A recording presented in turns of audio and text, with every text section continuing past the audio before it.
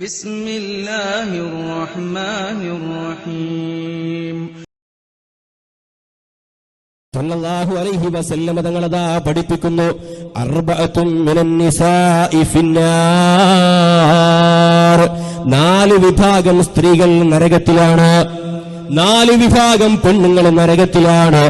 പുറത്തേക്ക് നല്ല വസ്ത്രം ധരിച്ച് പെർഫ്യൂം പൂശി പുരുഷന്മാരോട് കൊഞ്ചി കുഴഞ്ഞു പോകാൻ വെമ്പൽ കൊള്ളുന്ന സ്ത്രീകൾ ആരെങ്കിലും ഈ സദസ്സിലുണ്ടെങ്കിൽ കേട്ടോളൂ, അർബഅത്തും മിനൻ നിസാഇ ഫിന്നാർ. 4 വിഭാഗം സ്ത്രീകൾ നരകത്തിലാണ്. ഏതാണ് ഒന്നാമത്തെ വിഭാഗം? ഇംറഅത്തുൻ ബദിയത്തുൽ ലിസാനി അലാ സൗജിഹാ ഇൻ ഗാബ അൻഹാ സൗജുഹാ ലം തസുൻ നഫ്സഹാ വഇൻ ഹദറ ആദതുഹു ബിലിസാനിഹാ. ഇംറഅത്തുൻ, ഒരു വിഭാഗം സ്ത്രീകൾ, ബദിയത്തുൽ ലിസാനി അലാ സൗജിഹാ, ഭർത്താവിനെ നാവുകൊണ്ട് പ്രയാസപ്പെടുത്തുന്നവളാണ്. ഭർത്താവിനോട് നാവുകൊണ്ട് പ്രയാസപ്പെടുത്തുന്ന സംസാരം നടത്തുന്നവളാണ്. നാട്ടുകാരോടൊക്കെ നല്ല പഞ്ചസാരയിൽ പൊതിഞ്ഞ വാക്കുകൾ നൽകി സംസാരിക്കും. അയൽവാസികളെ കണ്ടാൽ, അപ്പുറത്തെ വീട്ടുകാരനെ കണ്ടാൽ, ചേച്ചിയെ കണ്ടാൽ, ചേട്ടനെ കണ്ടാൽ നാവിന്റെ തുമ്പിൽ നിന്ന് തേനങ്ങനെ കിനിയുന്നുണ്ടാകും. എന്നാ ഭർത്താവ് കയറി വരുമ്പോഴോ കരടിയെ പോലെയാണ്, നരിയെ പോലെയായിരിക്കും, പുലിയെ പോലെയായിരിക്കും. ചോറായോ? ചോറും കറിയൊന്നും ആയിട്ടില്ല. പിന്നെയോ ഭർത്താവ് കയറി വരുമ്പോൾ തന്നെ ചോദിക്കാണ്, വാങ്ങിയിട്ടുണ്ടോ?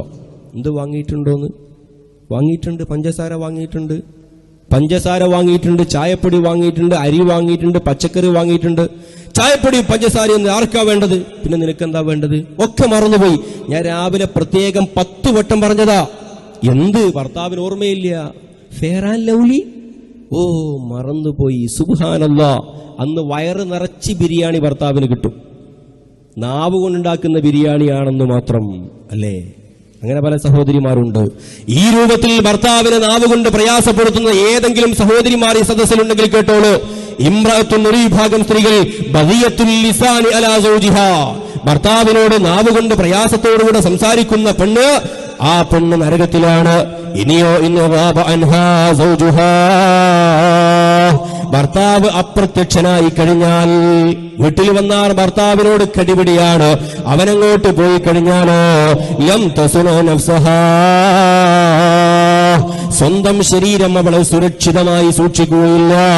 അയൽവാസിയായ പുരുഷൻ കാണുമ്പോൾ അംഗലാവണ്യം തുറന്നു വെച്ചു കൊടുക്കുകയാണ്, ശരീരത്തിന്റെ സൗന്ദര്യഭാഗം കാട്ടിക്കൊടുക്കുകയാണ്, കാലിന്റെ വെളുപ്പ് കാട്ടിക്കൊടുക്കുന്ന പെങ്ങളെ, കയ്യിന്റെ അഴക് കാട്ടിക്കൊടുക്കുന്ന പെങ്ങളെ, മുടിയുടെ അഴകും മുഖത്തിന്റെ അഴകും പുറം തുറന്നു വെച്ചു കൊടുത്തിട്ട് അന്യ പുരുഷന്മാരെ സുഖിപ്പിക്കുന്ന പെങ്ങളെ, ഭർത്താവിന്റെ അഭാവത്തിൽ ശരീരത്തിന്റെ അംഗലാവണ്യം തുറന്നു വെച്ചു കൊടുത്തിട്ട് ഭർത്താവ് വരുമ്പോൾ അവരോട് പരുഷമായി സംസാരിക്കുന്ന സ്ത്രീകൾ ആരെങ്കിലും ഉണ്ടെങ്കിലോ വഇൻ ഹദറ ആദതുഹു ബിലിസാനിഹാ, ഭർത്താവ് സന്നിഹിതനായാൽ നാവുകൊണ്ട് പ്രയാസത്തോടുകൂടെ വെറുപ്പിന്റെ സംസാരം സംസാരിക്കും. ഭർത്താവിന്റെ അസാന്നിധ്യത്തിൽ അന്യപുരുഷന്മാരോട് കൊഞ്ചിക്കുടഞ്ഞ് സംസാരിക്കും. ഈ വിഭാഗം സ്ത്രീകൾ നരകത്തിലാണെന്ന് നബിയുനാ റസൂലുള്ളാഹി.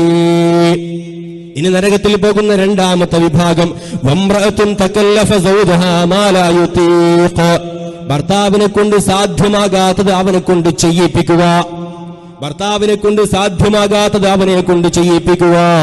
കല്യാണം കഴിഞ്ഞ അന്നു മുതൽ തുടങ്ങിയതാണ്. ഭാര്യ തളയണ മന്ത്രം പറയും. ആദ്യമായി സ്വന്തം കുടുംബത്തിൽ നിന്ന്, മാതാപിതാക്കളിൽ നിന്ന് ഭർത്താവിനെ അകറ്റി. ഒരു കാരണവശാലും ഭർത്താവിനെ സംബന്ധിച്ചിടത്തോളം മറ്റൊരു വീട്ടിൽ പോയി താമസിക്കാനുള്ള അർഹതയില്ല, സമ്പത്ത് കയ്യിലില്ല, സൗകര്യങ്ങളില്ല. പക്ഷേ അമ്മായിയമ്മ പോരിന്റെ പേരിൽ, നാത്തൂൻ പോരിന്റെ പേരിൽ രാത്രി കിടന്നുറങ്ങുമ്പോ ഇല്ലാത്ത പല കഥകളും പറഞ്ഞിട്ട് അതുവരെ സ്നേഹനിധിയായിരുന്ന തന്റെ പൊന്നുമ്മയെ വെറുക്കുന്ന അവസ്ഥയിലേക്ക് ഈ ഭർത്താവിനെ കൊണ്ടു ചെന്നെത്തിക്കുന്ന പെങ്ങളെ, അവസാനം ഭർത്താവ് ഉമ്മയെ തൊലാക്ക് ചൊല്ലി, ബാപ്പയെ മൊഴി ചൊല്ലി, വീട്ടിലെ തന്നെ തൊലാക്ക് ചൊല്ലി, കിട്ടിയതും പെറുക്കിയെടുത്ത് ഭാര്യയുടെ മക്കളുടെ കയ്യും പിടിച്ച് വാടക വീട്ടിലേക്ക് പോയി താമസിക്കുമ്പോ മാസത്തിൽ വാടക പോലും കൊടുക്കാൻ കഴിയാതെ തെണ്ടേണ്ടി വരുന്ന, യാചിക്കേണ്ടി വരുന്ന ഒരു ഘട്ടത്തിലേക്ക് ഈ ഭർത്താവിനെ എത്തിച്ചതിന്റെ പിന്നിൽ പ്രവർത്തിച്ച ദുഷ്ടകരങ്ങളുടെ പെങ്ങന്മാർ ആരെങ്കിലും ഉണ്ടെങ്കിലോ, ഈ നൈമിഷികമായ ലോകം കഴിഞ്ഞ് നാളെ പരലോകത്തേക്ക് നീ ചെല്ലുമ്പോ എന്നേക്കുമായി വെറുത്തുപോയ ഈ പ്രിയപ്പെട്ട ഭർത്താവിന്റെ ഉമ്മയുണ്ടല്ലോ, നാളെ റബ്ബിനോട് പറയും, അല്ലാഹുവേ, എന്റെ ഉദരത്തിൽ പോറ്റി ഞാൻ വളർത്തി എന്റെ പൊന്നുമോനാണ്, എന്റെ വാക്കിനെ തള്ളിയിട്ട് അവന്റെ ജീവിതത്തിലേക്ക് കടന്നു വന്ന ഏതോ ഒരു പെണ്ണിന്റെ കയ്യും പിടിച്ചുകൊണ്ടുപോയ ആ മകനുണ്ടല്ലോ, അവനെന്റെ ശത്രുവാണല്ലാ, അവനെന്റെ മിത്രമല്ല റബ്ബേ. അവനെന്റെ മനസ്സൊരുപാട് വേദനിപ്പിച്ചിട്ടുണ്ട്, ഒരുപാട് അവനും അവന്റെ ഭാര്യയും എന്റെ കണ്ണുനീര് കുടിപ്പിച്ചിട്ടുണ്ട്, ഒരുപാട് രാത്രികളിൽ ഞാൻ നിദ്രാവിഹീനയായിട്ടുണ്ട്, അവനെ കുറിച്ചോർത്ത് ഞാൻ ഒരുപാട് നൊമ്പരപ്പെട്ടിട്ടുണ്ട്. അവനെ നരകത്തിലേക്ക് എറിയണം നാഥാ. കേൾക്കണേ മക്കളെ, അൽ ജന്നത്തു തഹ്ത അഖ്ദാമിൽ ഉമ്മഹാത്ത്, സ്വർഗം നിലനിൽക്കുന്നത് മാതാവിന്റെ കാലിന്റെ ചുവട്ടിലാ. ഉമ്മ വേണമെന്ന് പറഞ്ഞാൽ നിനക്ക് സ്വർഗമുണ്ട്, ഉമ്മ വേണ്ട എന്ന് പറഞ്ഞാൽ നിനക്ക് നരകമാണ്.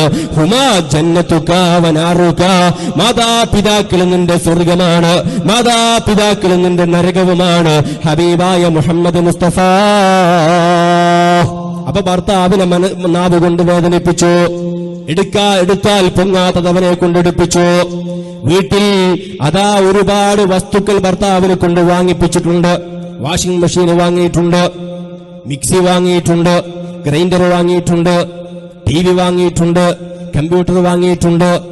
ഏറ്റവും നല്ല രാജകുമാരിയെ പോലെ 10,000 രൂപയുടെ സാരിയും ചുറ്റിയിട്ടാണ് താത്ത പോകാറുള്ളത്. ഒക്കെ ഭർത്താവ് കടം വാങ്ങിയിട്ട് വാങ്ങിയതാ, വട്ടിപ്പലിശയ്ക്ക് ലോണെടുത്തിട്ട് വാങ്ങിയതാ, കയ്യിലുണ്ടായിട്ടില്ല. രാവിലെ മുതൽ വൈകുന്നേരം വരെ എല്ലുമുറിയെ പണിതെടുത്ത് അധ്വാനിക്കുന്ന ഈ ചെറുപ്പക്കാരന് 500-600 കൂലി കിട്ടും. അതിന് ഭാര്യയുടെ ആ സാരി വാങ്ങാൻ തന്നെ 10,100 രൂപ വേണ്ടി വന്നിട്ടുണ്ട്. അവളുടെ മൊബൈൽ ഫോൺ വാങ്ങാൻ 20,000 രൂപ വാങ്ങി വേണ്ടി വന്നിട്ടുണ്ട്. വീട്ടിലേക്ക് 48 ഇഞ്ച് വലിപ്പമുള്ള LCD TV വാങ്ങിയിട്ടുണ്ട്, അതിന് 50,000 രൂപ വേണ്ടി വന്നിട്ടുണ്ട്. ഒക്കെ ലോണെടുത്തു, കിട്ടാവുന്ന സ്ഥലത്തു നിന്നൊക്കെ ലോണെടുത്തു. ആരാണ് ഇതൊക്കെ ചെയ്യിപ്പിച്ചത്? തന്റെ ഭർത്താവിനെ കൊണ്ട് ചെയ്യാൻ സാധിക്കാത്തത് അവനെ കൊണ്ട്, തുമ്പിയെ കൊണ്ട് കല്ലെടുപ്പിക്കുന്ന ലാഘവത്തോടുകൂടെ ചെയ്യിക്കുന്ന പെങ്ങളെ, ഈ ദുനിയാവിലെ അല്പസുഖത്തിന് ശേഷം നീ പോയി കിടക്കുന്നത് ഏറ്റവും കഠിനകഠോരമായ തീജ്വാലകളുടെ ഭക്ഷണമായി നരകത്തിലാണെന്ന് ഹബീബായ മുഹമ്മദുർ റസൂലുള്ളാഹി. ഇനി മൂന്നാമത്തത്, വംറഅത്തുൻ, മൂന്നാമത്തെ വിഭാഗം സ്ത്രീകൾ, ലാ തസ്തുറു നഫ്സഹാ മിനർ റിജാലി, പുരുഷന്മാരെ തൊട്ട് ഔറത്ത് മറക്കാതെ നടക്കുന്നവരാണ്. വതഖറുജു മിൻ ബൈതിഹാ, വീട്ടിൽ നിന്നും അവർ പുറത്തേക്ക് പോകുന്നത് മുതബർരിജതൻ ഐ മുതജമ്മിലതൻ ബിലുബസി അഫ്ഖറു സിയാബിഹാ, ഏറ്റവും പൊങ്ങച്ചത്തിന്റെ വേഷവിധാനങ്ങൾ ധരിച്ചുകൊണ്ട് അന്യപുരുഷന്മാരെ വശീകരിക്കാനും അവർക്ക് നല്ല സായുജ്യം നൽകാനും വേണ്ടിയിട്ട് അവരുടെ കണ്ണുകളെ കൊണ്ട് ഹറാമ് ചെയ്യിപ്പിക്കുന്ന, വെട്ടിത്തിളങ്ങുന്ന കല്ലുകൾ പതിച്ച 10,000 രൂപയുടെ വസ്ത്രങ്ങളും ധരിച്ചുകൊണ്ടാണ് ചില സ്ത്രീകളെ വീട്ടിൽ നിന്ന് പുറത്തേക്ക് പോവുക. വീട്ടിന്റെ അകത്ത് ഏറ്റവും മോശമായ വസ്ത്രം ധരിക്കും. മീൻ മുറിക്കുമ്പോൾ, അതേപോലെ അലക്കുമ്പോൾ, അടുക്കളയിലെ കരിയും പുകയും ഏൽക്കുമ്പോൾ ധരിച്ച ആ വസ്ത്രം തന്നെ കിടപ്പറയിലേക്ക് പോയി ഭർത്താവിന്റെ മുമ്പിലും ധരിക്കും. കുളിച്ചിട്ട് 2 ദിവസമായിട്ടുണ്ടാകും, വസ്ത്രം ധരിച്ചിട്ട് 2 ദിവസമായിട്ടുണ്ടാകും, വിയർത്തൊലിച്ച് മുഴുവൻ അവിടുന്ന് ദുർഗന്ധം വമിക്കുന്ന വസ്ത്രം ധരിച്ചിട്ടുണ്ടാകും.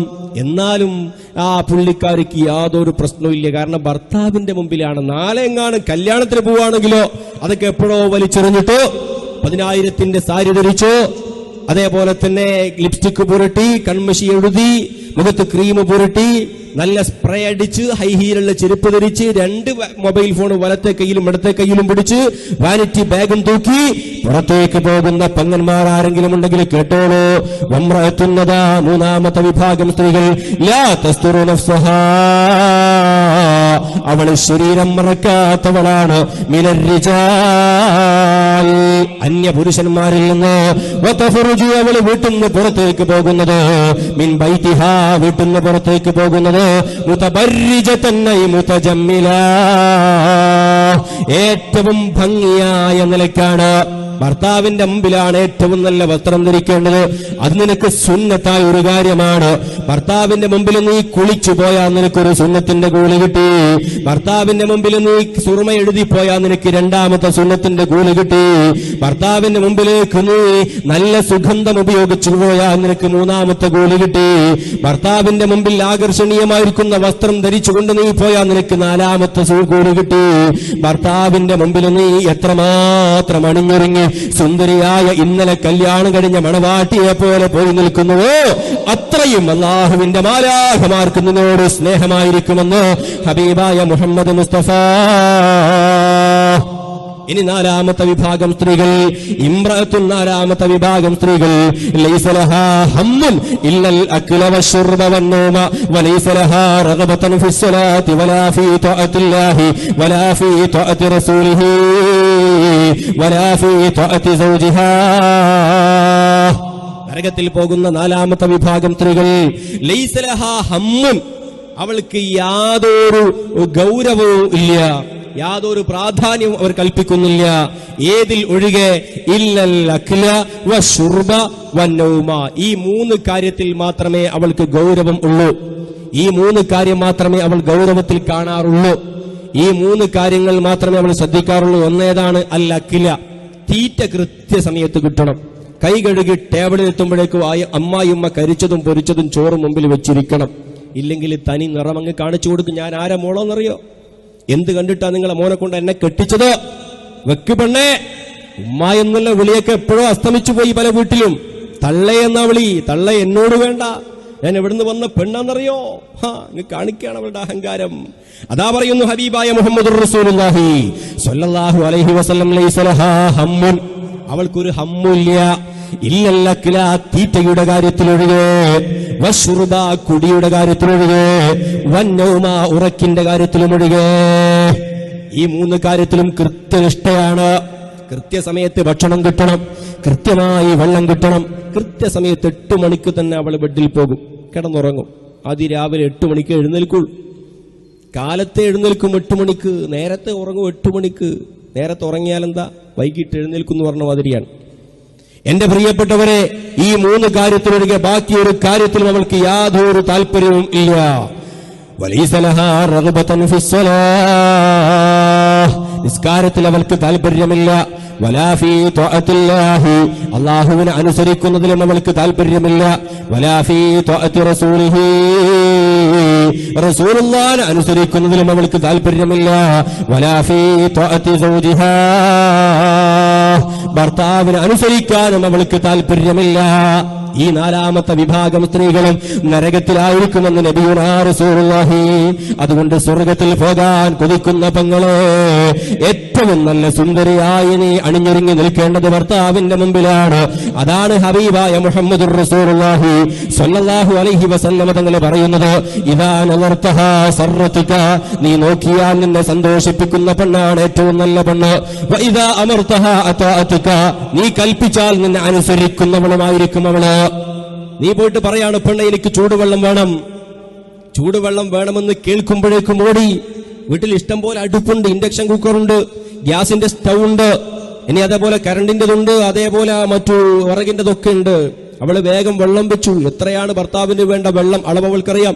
എത്രയാ ചൂട് ഒക്കെ റെഡിയാക്കിയ ആ ബാത്റൂമിൽ കൊണ്ടുപോയി അവിടെ കൊണ്ടുപോയി വെച്ചു. തോർത്തും സോപ്പും ഒക്കെ റെഡിയാക്കി വെച്ചിട്ട് സ്നേഹത്തോടെ വിളിക്കുമില്ല, വെള്ളമൊക്കെ റെഡിയാണ് കേട്ടോ.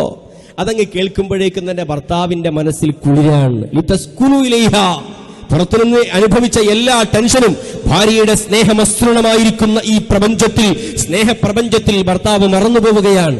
അറിയാതെ അഭിമാനത്തോടുകൂടെ ദുആ ചെയ്യുന്നു, അല്ലാഹുവേ എന്റെ ഭാര്യക്ക് നീ ദീർഘായുസ് കൊടുക്കണേ റബ്ബേ, എന്റെ ഭാര്യക്ക് നീ നന്മ കൊടുക്കണേ റബ്ബേ എന്ന് ദുആ ചെയ്യും. അല്ലാഹു തൗഫീഖ് നൽകുമാറാവട്ടെ.